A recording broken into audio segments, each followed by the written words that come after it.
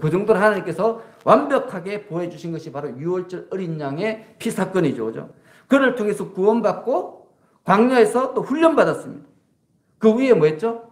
젖과 꿀이 흐르는 가나안 땅을 차지하게 되었습니다. 여러분, 우리도 똑같지 않습니까? 어린 양의 보혈로 구원받았어요. 그리고 광야 같은 이 세상에서 하나님의 자녀로 훈련받고 있습니다. 그리고 우리가 장차 어디 갑니까? 영원한 하나님의 나라에 가죠. 그죠? 그래서 거기까지, 우리가 영원한 하나님 나라에 가기까지 우리를 지켜 보호해 주실 것을 다시 한번 확신하는 것. 그것이 바로 이 추수감사주일인 거죠. 우리가 지키는 오늘 추수감사주일이 바로 그런 의미가 있는 것입니다.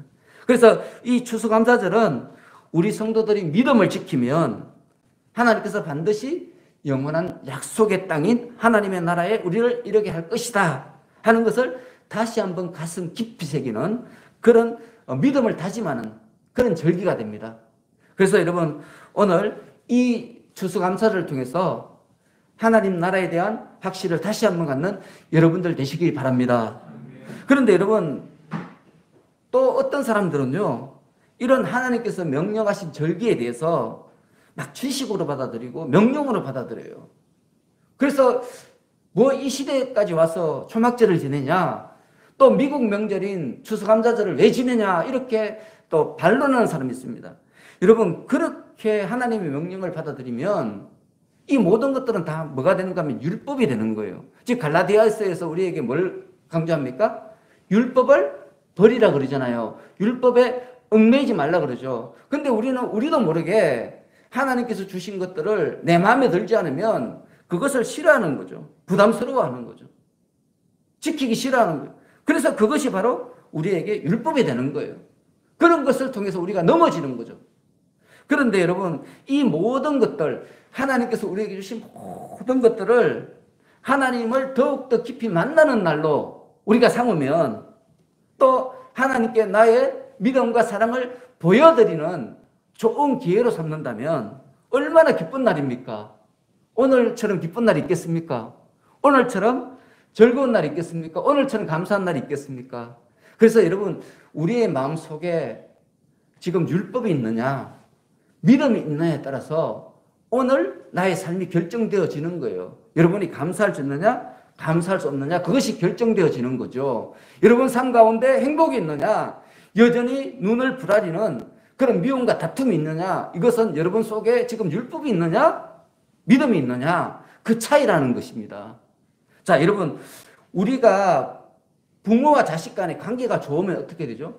부모가 무슨 말을 해도 좋은 말이에요. 부모와 자녀 간의 관계가 좋으면 무슨 말을 해도 부모가 사랑스럽고 감사해요. 근데 부모와 자녀 간의 관계가 별로 좋지 않으면 무슨 말을 해도 냉랭하고 껄끄러워요. 그게 우리 인간사죠, 그죠? 똑같은 거예요. 우리가 하나님과의 관계가 좋으면요, 하나님께서 무엇을 우리에게 요구하셔도 감사한 거죠. 우리처럼 연약하고 부족한 자에게 하나님께서 이런 일을 하라고 요구를 해주시니까 얼마나 감사한 일입니까? 그런데 그 관계가 깨어지면 하나님이 주신 모든 것들이 율법이 되는 거예요. 우리에게 부담이 되는 거죠. 여러분, 성경 읽는 것이 부담이 되면 우리가 아직 율법에 갇혀 있는 거예요. 여러분들이 기도하는 것이 부담이 되면 우리가 아직 율법에 갇혀 있는 거죠. 하나님께서 주신 모든 것들을 우리가 율법으로 받아들이면 그것이 우리에게 심판의 도구가 돼요. 정죄의 도구가 돼요. 그런데 그것을 하나님의 사랑으로 받아들이면 복음이 되는 거예요. 여러분, 우리 구약성경 읽을 때 레위기가 참 읽기 부담스럽죠, 그죠? 처음부터 끝까지 제사 이야기만 나오니까. 그런데 많은 신학자들이 말하기를 레위기를 하나님의 러브레터다 이렇게 말해요. 하나님이 우리를 사랑하는 연애 편지를 레위기에 기록했다는 거예요. 여러분, 믿음의 눈으로 보면 레위기가 러브레터가 되고, 율법의 눈으로 보면 레위기가 정말 읽기 힘들고 괴로운 책이 되는 거예요. 이게 뭐로부터 비롯된다고요? 우리 마음속에 뭐가 있느냐에 따라 달라진다는 거죠. 그래서 여러분들, 오늘 이 추수감사절에 율법을 내려놓으시고 율법을 던져버리셔야 돼요. 더 이상 율법에 갇히지 마시기 바랍니다. 믿음으로 자유를 누리시기 바랍니다. 그래서 오늘 제가 추수감사절에 대한 말씀을 하려다가 오늘 본문을 읽어보니까 같은 말씀이에요. 그래서 오늘 계속해서 우리가 갈라디아서를 참고하게 되었습니다. 자, 먼저 23절 하겠습니다. 23절 시작. 믿음이 오기 전에 우리는 율법 아래에 매인바 되고 계시될 믿음의 때까지 갇혔느니라. 자, 이 말씀 무슨 뜻인가 하면 우리가 예수님을 믿기 전까지 자신의 죄 때문에, 다름이 아니라 내가 죄가 없으면 율법은 나에게 구속력이 없어요. 여러분, 우리나라에 법이 많잖아요. 특히 제일 지키기 어려운 게 교통법이죠. 그죠? 그런데 교통법을 잘 지키면 법이 나하고 아무 상관이 없어요. 법이 있으나 없으나 문제가 없는 거예요. 근데 문제가 뭐예요? 내가 교통법을 어기면 그 교통법이 나에게 구속이 되고 짐이 되고 힘든 일이 되는 거예요. 마찬가지죠. 그죠? 우리가 죄가 있기 때문에 율법이 나를 감시를 하는 거예요. 죄가 없으면 나를 감시할 필요 없는데 죄가 있기 때문에 감시를 하고 마치 우리는 율법이 감옥같이 느껴지는 거예요. 감옥에 갇힌 자처럼 자유롭게 살지 못하고 율법에 갇혀서 사는 거는. 그런데 이러한 우리가 율법에 갇혀 사는 이유가 뭔가 하면 어떻게 이 율법이 우리를 감시하고 어떻게 우리를 힘들게 하는가, 그거에 대해서 24절에 말씀하고 있습니다. 여러분 24절 하겠습니다. 시작. 이같이 율법이 우리를 그리스도께로 인도하는 초동교사가 되어 우리로 하여금 믿음으로 말미암아 의롭다함을 얻게 하려 함이라. 자, 사람들이 예수님을 믿기 전까지는 율법이 그들에게 무슨 역할을 해요? 초동교사 역할을 한다 그랬죠. 그죠? 근데 여기서 초동교사는 지금 우리가 알고 있는 일반적인 초동교사와 좀 다른 의미입니다. 이 서신이 기록될 당시 초동교사는 보통 어떤 사람들이 맡았는가 하면 나이가 지긋한 노예 중에서 한 사람이 그 주인의 자녀의 초동교사 역할을 했습니다. 그래서 이 초동교사의 주된 역할은 뭔가 하면 주인의 어린 자녀를 학교에 데려다 주는 거예요. 그리고 이 주인의 자녀를 감시하는 거예요. 그리고 훈계하고요. 또 아이가 잘못된 습관이 있으면 고쳐주고 사고가 일어나지 않도록 보호해주고요. 또 불량배들이 아이들을 힘들게 하면 거기서 막아주는 거예요. 이게 바로 초동교사의 역할이었습니다. 자, 그렇기 때문에 당시 아이들은 자기의 모든 것을 감시하는 이 초동교사로부터 벗어나고 싶어 했어요. 초동교사가 자기를 계속 감시하고 자기를 졸졸 따라다니면서 힘들게 하니까 조금만 뭐 자유롭게 행동하면 자꾸 제재를 가하니까 이 초동교사가 너무 싫은 거죠. 자기를 계속 힘들게 하니까.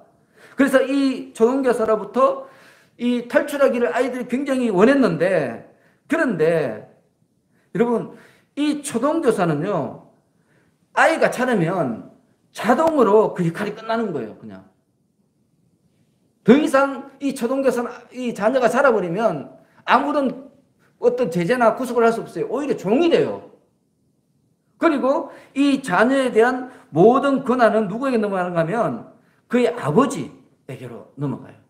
그 다음부터는 이 아이는 자라고 나면 초동교사가 아니라 아버지의 은혜 가운데 사는 거예요. 그래서 여러분 25절에 보면 믿음이 온 후로는 우리가 초동교사 아래에 있지 아니하도다 이렇게 말씀하고 있죠. 믿음이 오면 더 이상 이 초동교사는 아무 힘을 쓰지 못하는 거죠. 그래서 사도 바울이 오늘 이 본문에서 율법을 초동교사에 비유한 것은 율법이 아무리 우리를 감시하고 속하고 정죄할지라도 그것은 우리를 예수님께로 인도하는 역할을 하는 것까지라는 거예요. 거기까지만 율법이 우리에게 어떤 제재를 가할 수 있다는 것입니다. 그래서 그 영향력을 행사할 수 있는 기간에 대해서 23절에 보시면 믿음의 때까지라는 거예요. 믿음이 오면 율법은 더 이상 우리에게 강제력을 행사할 수 없게 된다는 거예요. 이해가시죠? 그죠, 여러분? 그래서 여러분, 우리에게 믿음이 들어오면 율법이 자연스럽게 사라져요. 그래서 율법에 매이지 않게 되는 거죠. 그런데 왜 우리에게 믿음이 들어오면 율법이 더 이상 우리에게 강제하지 못할까요? 그 이유가 뭐죠? 그 이유가 뭡니까? 믿음은 예수님을 믿는 거잖아요. 그죠? 예수님은 죄가 없으신 분이죠. 죄가 없는 예수님 안에서 우리가 죄사함을 받고 이신칭의로 의인이 됐어요. 우리에겐 죄가 있어요? 없어요? 없어요. 죄가 없기 때문에 율법이 우리를 더 이상 강제할 수 없는 거예요. 그래서 우리가 예수를 믿게 되면 죄가 우리 가운데 설 자리가 없기 때문에 죄가 없으니까 감독이 필요 없는 거예요. 통제도 필요 없는 거죠. 그래서 성경이 우리에게 믿음이 있는 자는 자유롭다 이렇게 말씀하는 거예요. 여러분들 이 믿음으로 인해서 여러분들이 자유를 누리시기 바랍니다. 그러면서 이 사도 바울이 계속해서 26절의 말씀입니다. 우리 26절은 성도의 신분에 대한 말씀인데 우리 다 같이 읽습니다. 시작. 너희가 다 믿음으로 말미암아 그리스도 예수 안에서 하나님의 아들이 되었으니. 자, 우리가 하나님의 자녀가 되기 전에는 초등교사인 율법 아래에서 감독받고 통제받았습니다. 그런데 여러분, 우리가 율법에게 무엇을 감독받고 무엇을 통제받았습니까? 죄. 우리의 죄에 대해서만 감독받고 우리의 죄에 대해서만 통제받는 거예요. 여러분, 내가 죄가 없으면 율법이 우리를 감독하고 통제할 이유가 없지 않습니까? 율법이 감독하고 우리를 통제하는 가장 근본적인 이유는 우리에게 뭐가 있기 때문에? 죄가 있기 때문에 그런 거예요. 그런데 이 죄가 어떻게 됐어요? 예수 그리스도를 믿음으로써 죄가 사라졌잖아요. 그죠? 그러니까 더 이상 율법이 우리를 통제할 수 없는 거예요. 우리가 예수 그리스도를 믿기 전에는 우리 속에 죄가 있었기 때문에 우리의 신분은 죄의 노예의 신분이었어요. 죄가 우리를 가지고 노는 거죠. 죄에 계속 빠지는 거예요. 그런데 예수 그리스도를 믿음으로 더 이상 죄가 우리에게 관여를 하지 못하기 때문에 우리는 자유인이 된 거죠. 그런데 사도 바울은 자유인이 된 것만 아니라 더 넘어가서 우리가 뭐가 됐다고요? 하나님의 상속권을 가진 하나님의 자녀가 되었다. 이렇게 말씀하고 있는 거죠. 여러분 보십시오. 자, 어린아이 때는 종들에게 구속을 당했어요. 이 사도 바울이 이 편지를 쓸 때에는 그 종들 이름이 초등교사예요. 그죠? 이 종들이 이 아이들을 마음대로 어떻게 인도하고 유도하고 가르치고 지시하고 이렇게 했어요.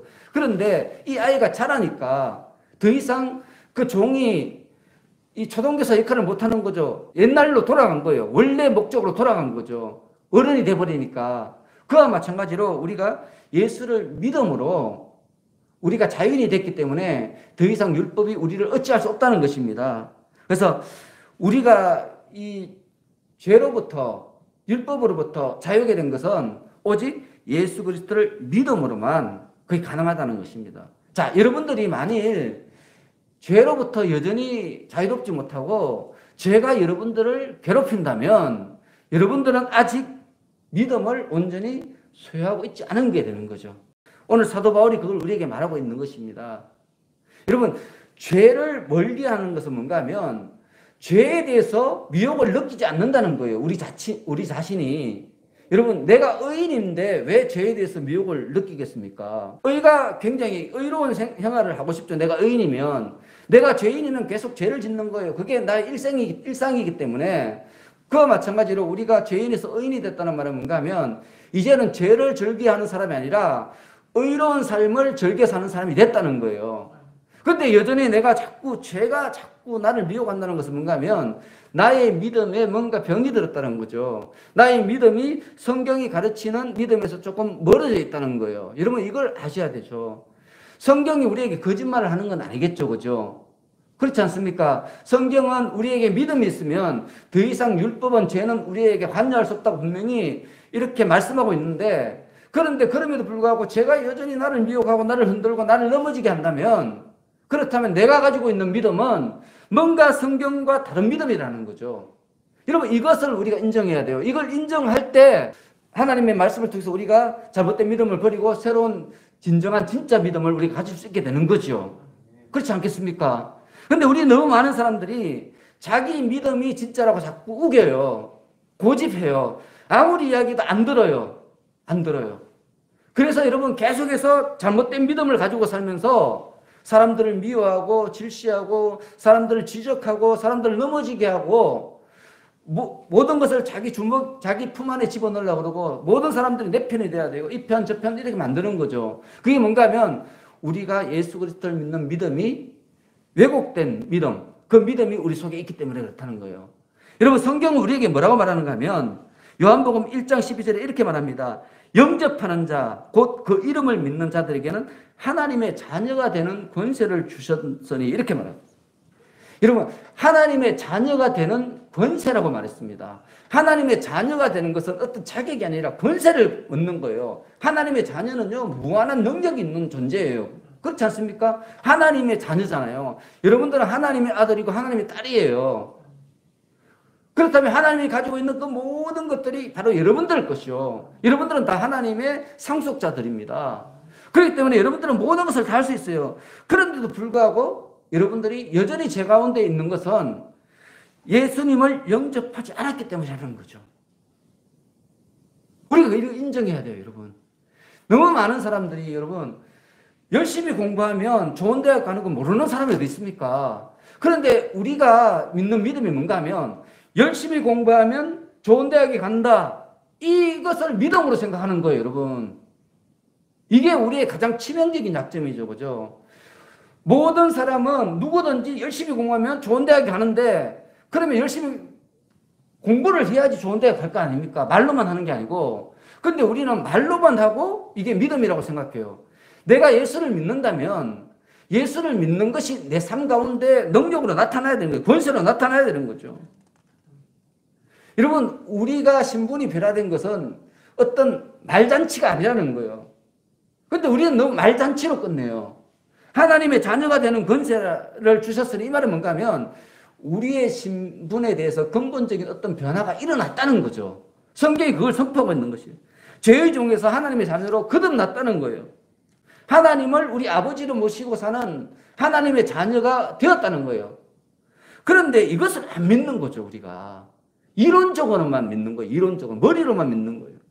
여러분, 진짜 내가 하나님의 자녀가 되었어요. 하나님이 우리 아버지예요. 그렇다면, 이거 진짜로 믿는다면, 이전에 죄의 노예 습성, 죄의 습성은 다 버려야 되는 거 아닙니까? 너무 당연한 것 아닙니까? 내가 하나님의 아들인데, 하나님의 딸인데, 그런데 죄 가운데 계속 있어. 이 말은 뭡니까? 내가 아직도 하나님의 아들이나 딸이 아니라는 거예요. 머릿속에는 내가 믿고 있는데, 실제로는 아닌 거죠. 그게 상상일 뿐이죠. 상상일 뿐이에요. 여러분, 우리가 진짜 하나님의 아들이라면, 여러분들이 진짜 하나님의 딸이라면, 여러분 속에는 죄가 쓸 자리가 없는 거예요. 잠시 동안은 여러분은 흔들 수 있어요. 왜냐하면 우리가 죄 가운데 있기 때문에 탄광 속에 들어가면 아무리 조심해도 탄이 묻잖아요. 안 묻을 수는 없어요. 그런데 그걸 털어내면 되지 않습니까? 그와 마찬가지로 하나님께서는 우리에게 죄를 털어낼 수 있는 도구를 주셨어요. 그게 뭐예요?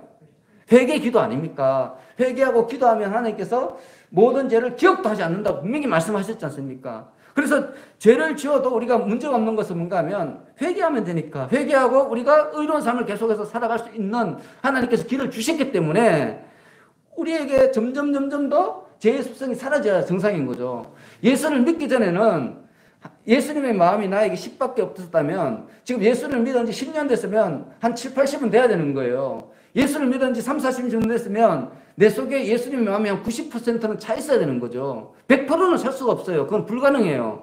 그건 하나님의 아들이신 예수님밖에 할 수 없는 거죠. 근데 우리가 점점 우리 속에 죄를 비워내고 그 속에 하나님의 말씀과 예수 그리스도의 의를 채워넣을 수 있는, 예수 그리스도의 사랑을 채워넣을 수 있는 그런 능력을 하나님께서 우리에게 주셨다는 거예요. 그걸 우리가 사용해야 된다는 거죠. 근데 이걸 사용하지 않기 때문에 점점 우리 속에는, 머릿속에는 믿음이 천국에 가 있지만 우리 삶은 엉망진창인 거예요, 지금.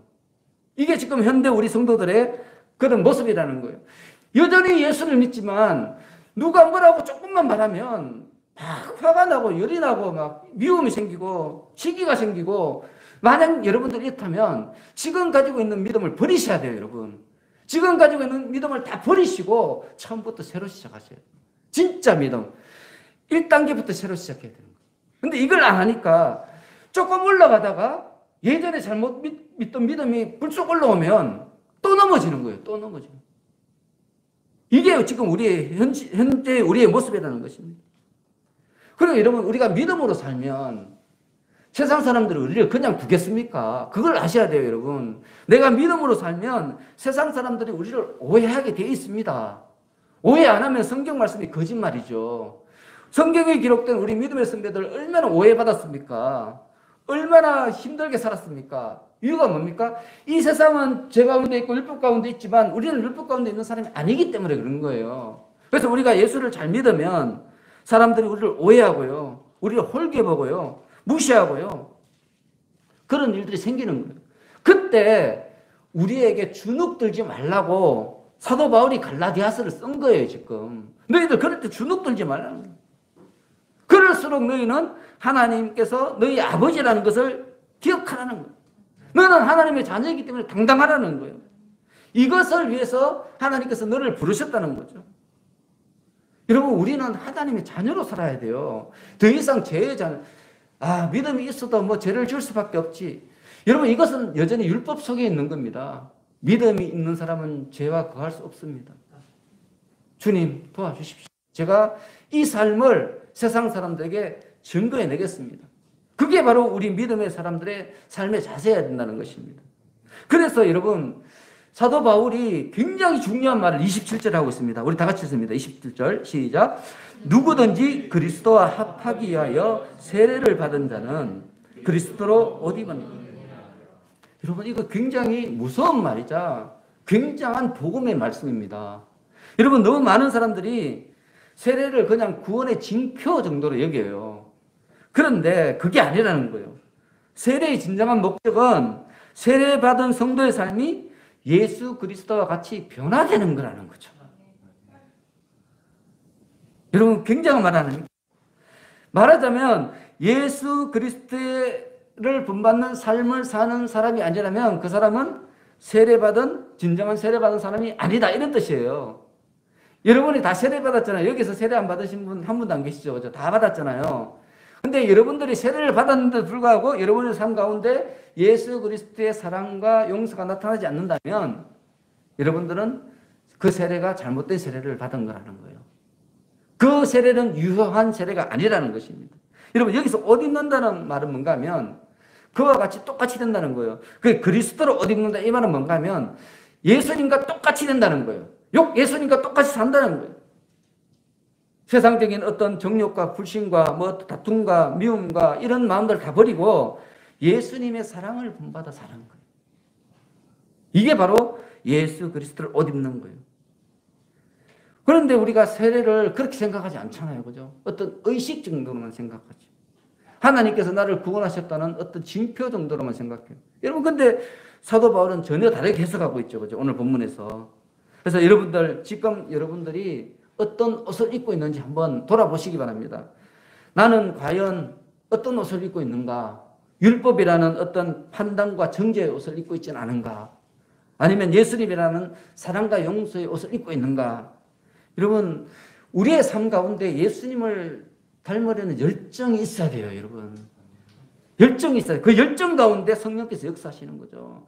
우리의 삶 가운데 예수님의 사랑과 용서를 살려고 하는 어떤 다짐과 결단과 힘씀이 있어야 돼요. 그 가운데 하나님께서 우리에게 역사하는 거죠.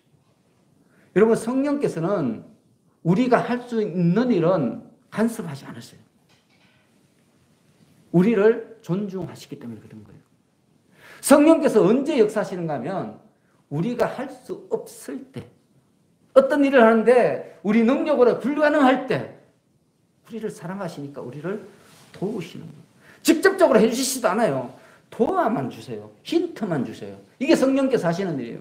근데 우리는 자꾸 착각하잖아요. 내가 어려운 일 당하면 하나님께서 다 해주실 것이라고 생각하죠. 여러분, 하나님께서 다 해주시면 그 사람은 아직도 어린아이인 거예요. 우리가 애가 어릴 때는 부모가 다 해주잖아요. 그죠? 근데 어른이에요, 제가. 근데 우리 부모가 저 다 해줍니까? 안 해주시죠. 그죠? 어떤 일을 하라고 충고만 해주시죠. 조금 더 도와주시죠. 여러분, 하나님께서 다 해주시리라고 믿는 사람은 아직도 어린아이예요. 어린아이는 어디에 속해 있어요? 초등교사. 너무 쉽죠, 그죠? 초등교사가 속해 있다는 말은 뭐예요? 아직도 여전히 율법에 매여 있는 거예요. 여러분들 기도할 때 하나님 이거 해주십시오, 저거 해주십시오 하면 아직도 난 뭐예요? 어린아이인 거예요, 여러분. 초등교사 속에 있는 거예요. 하나님, 제가 이 일을 하고 싶습니다. 저에게 능력을 보여주셔서 제가 하나님의 영광을 드러내게 해주십시오.